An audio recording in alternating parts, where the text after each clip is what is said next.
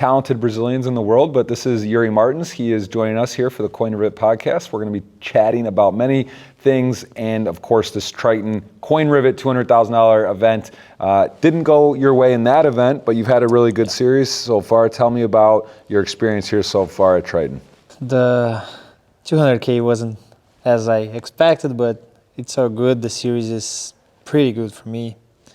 This is my first time playing Triton. Wow. And I'm really impressed with the organization, with everything. I'm really happy to be here. The venue is also amazing. And yeah, I had 2 big results and 1 bubble as well. I mean, yeah, you got to sign for it. So a second and a fourth. Tell me what it was in the second place. Who did you play? Who was your opponent? And how did that match go? Was it even at the end, or was it? Did he have a big lead? Yeah, the heads up, it was against Ben Tullerin, Okay. Ben 86, and on the beginning of the match, I won a pretty big all-in, and I had an advantage of 7-1. Oh wow, okay. To win, yeah, and then I lost some pots, and then he jammed some and folded. I folded, and then I lost an A7 against King 10 to win the tournament, and then he got it. You got it. Well, it's listen. Second place keeps you on the tour, right? It's a huge score. Yeah. How do you feel? You also took second at the World Series to Jungleman in mixed games, which was a 7-figure score, I believe, a huge score. Almost, yeah. Almost 7 figures. 900. Yeah. Sick. And maybe tell us a little bit about mixed games. Is that your specialty now, or are you more a mixture of no limit and mixed games? Yeah, actually, I play way more no limit because of the action. Like I can't find a lot of action of mixed games, right? But I still enjoy a lot, especially studying. So I study way more than I play, actually. Right.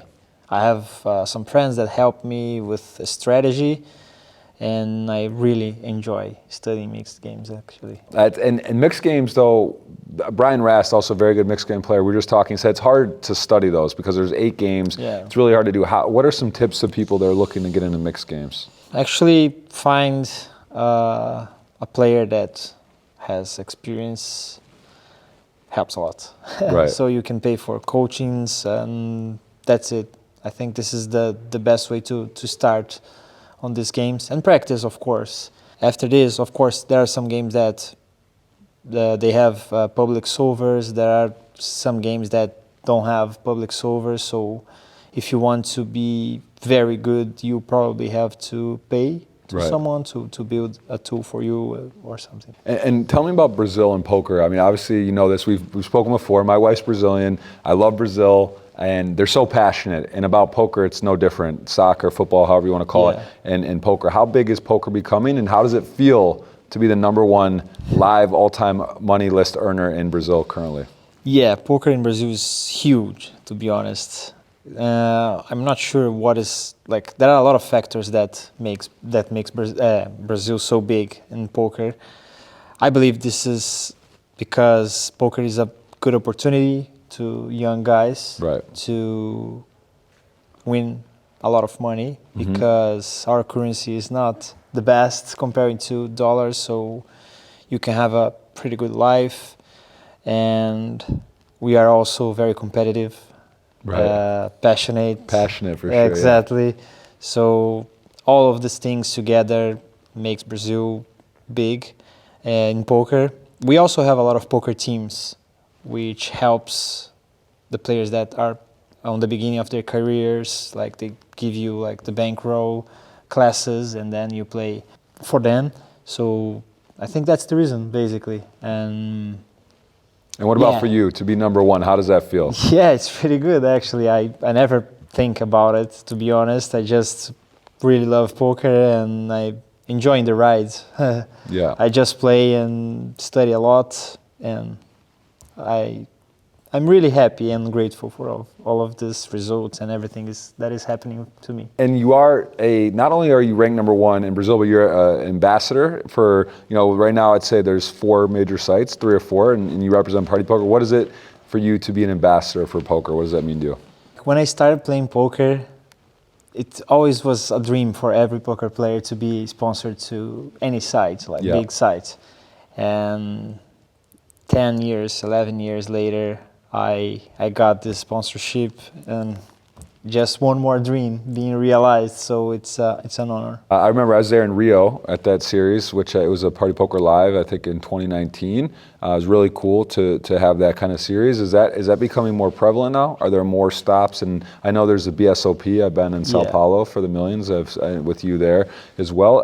Is that something is that growing, live poker in Brazil? Yeah, for sure. And we had the first high roller series in Brazil last month. So even the bigger binds are becoming more popular in Brazil right now. So yeah, it's amazing to see. Honestly, it's just such a great country, and it's great to see that they're embracing it and understanding it's a game of skill. And it seems to be because there was some legal, right? It was for a while, it was kind of gray, and now it's opening up a bit. Yeah, I'm not sure how it is right now. It's still like in this gray area, but I believe this year, like next year, we are going to be probably a legal. Fully.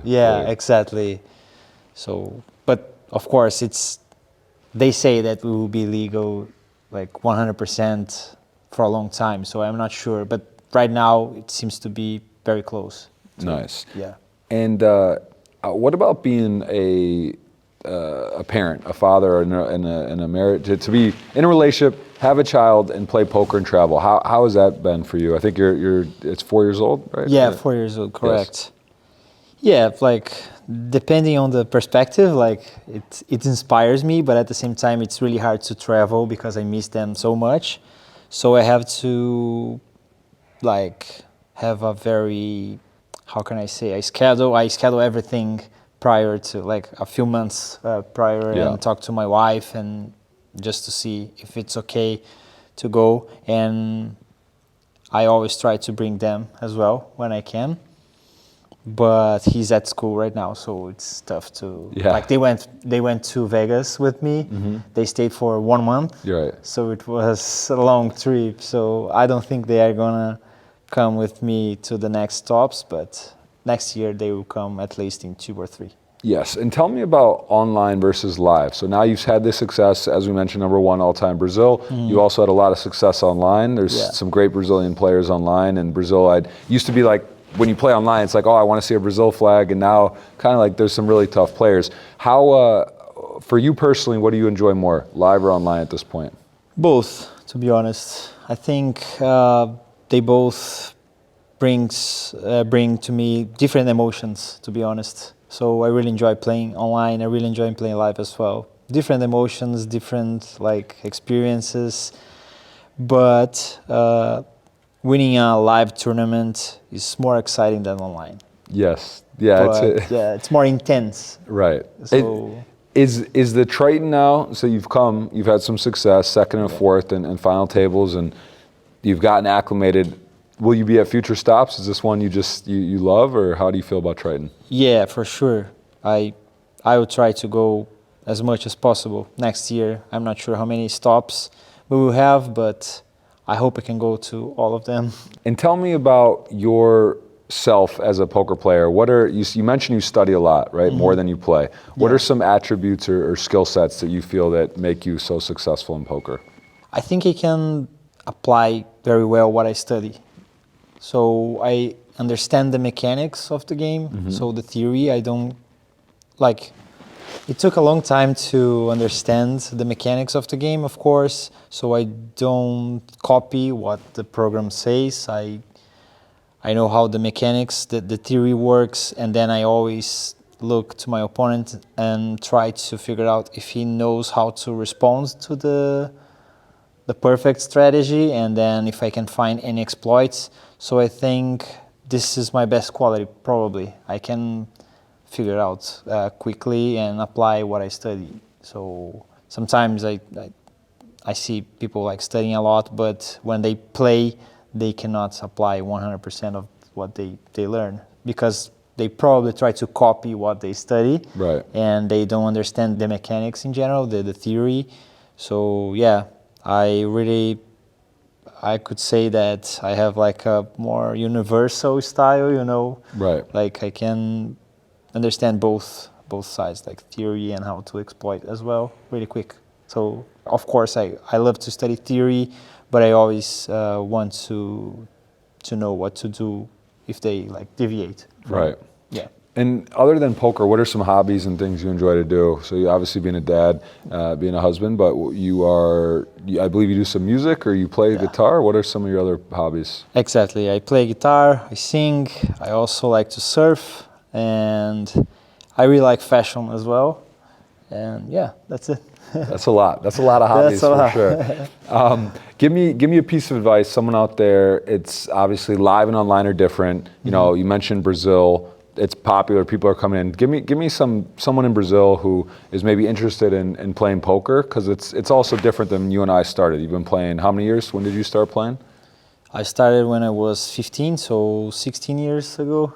16 years, a long time. It's not the same landscape, but now with your understanding, and I'm sure you have some friends or people you know that have started recently, what would be some advice you would give to someone who's starting up? Let's just do Brazil because it's relevant to your kind of area and people that follow you a lot. So what would be some advice you would give? I would recommend to start learning the basics of the math and theory of poker, like pot odds, this really basic stuff, because I see even players, like in Brazil, there are a lot of players, they are really feeling players. I don't see a lot of problem with this, like you can be a feeling player and win a lot of money, but at least you have to understand the basics of the theory, the math. So I would start like this. And another topic that I think it's really, really important is variance, because poker has a lot of variance and it's not natural for us to handle with this. Like losing a lot is not comfortable, and we were not born to lose, basically. Nobody likes to lose, so it's going to help you through the journey, because you're gonna see that even being a really successful poker player with a big ROI or BB per 100, you're still going to face a lot of big downswings. So when you understand that it's normal, you can just focus on the game and in the journey, and not focus on the money that you are losing. And of course, and you with the variance, you're also going to study the bankroll management. Right. So both are together, so it's not separate. It's the same subject. So I would recommend this both. It's kind of, I guess it takes time to get used to this, but having to play a 200,000 buy-in and bust, like luckily, fortunate for you, you have a good trip, some big scores, profitable trip, but how do you prepare yourself for that, to come and say, hey, look, I could rebuy the 200, I could brick the other stuff and lose 700, 800,000 US. Like, how do you mentally prepare for that in a trip like this? I'm preparing myself since I was 16, so it's like a journey. I can say I would be prepared 5 years ago to play it like this. Even with the same bankroll, I would probably not be prepared. So I think it's a journey that you have to study a lot, and you're gonna face, of course, you have to face a lot of downswings to be used to it. So that's it. I don't do anything special to play this big series, because I think what prepares me is the journey, the entire journey, like all of these years that I study and play. Makes perfect sense. And I got to ask you about, here on the Coin Rivet podcast, crypto, a price prediction, January 1, 2023. We're getting closer anyway. It's not that much time. Where do you see the price of Bitcoin and Ethereum? Give me just like a guess on the price for these two. And right now, Bitcoin's around 20,000, Ethereum 1,700. Let's be optimistic. 24.5. Okay. And Ethereum, 2,000. 2,000. Clean numbers. Very nice. And what about NFTs? Do you have any? Are you a fan? Do you like blockchain? Do you think this is good, bad? Do you have any opinion on these topics? Yeah, I like, but NFTs, I don't have any. But I like to go to the market and see some. Shop around. Yeah.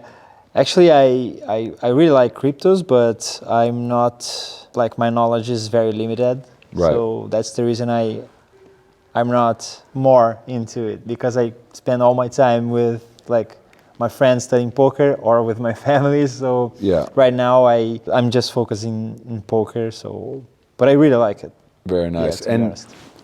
And the last question I have is about balance and family. You mentioned this again. You have a family. You have a lot of hobbies, and poker. You like to study. You play. Yeah. Are you a guy that has a regimented schedule in your home? Is it like I wake up at 7 a.m. I do this, kids, school, workout? Like how detailed of a schedule do you have? I use the mornings to focus on myself, not poker, just on myself, and I always try to wake up earlier than my family, so I have at least 2 hours to do whatever I want, like read something. And What's study. early? Give me a time. 5 a.m., 7 a.m.? 6 a.m. Okay. in general. Because like in Brazil, it's the time zone is perfect to play online poker, so I can sleep every day between 10 and 11 p.m. So yeah, and then I wake up at 6:30. And then that's it. And then in the afternoon, my son goes to school, and then I have the entire afternoon to work, like poker, like playing or studying. So that's it. And I have like personal training always in the morning, like surfing always in the morning. So my mornings are like for me. Right. And hobbies and family. That's it. And then afternoon to work. And I think you mentioned you live or you're from Florianopolis?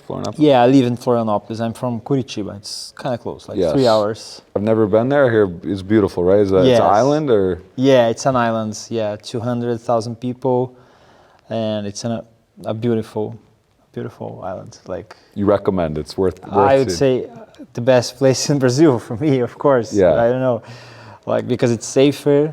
It's not too crowded, so.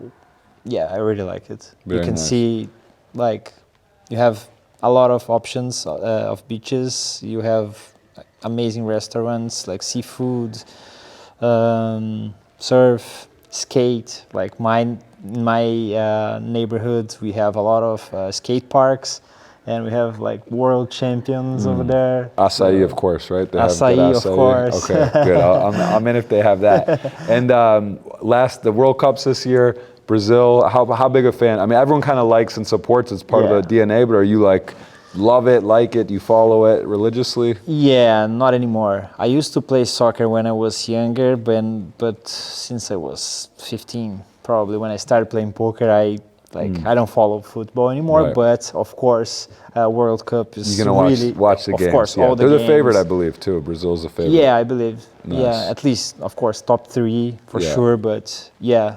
I'm Brazilian, so for me, Brazil is the yeah, I put you on the spot. I know that's a must answer. Yeah. Yes, so very cool. Well, listen, Yuri Martins, he is a ambassador of the game, #1 ranked all-time Brazil currently, right? There's some great players, so it's always fluctuating. There's some people in the rear view, but #1 and one of the best players online. And are you streaming at all? Do you do content at all currently? Or are you? Yeah, sometimes I stream I have a poker school, and so sometimes I stream on their Twitch, our Twitch, that is Reg Life Poker, or sometimes I stream on Party Poker Twitch as well. Yep.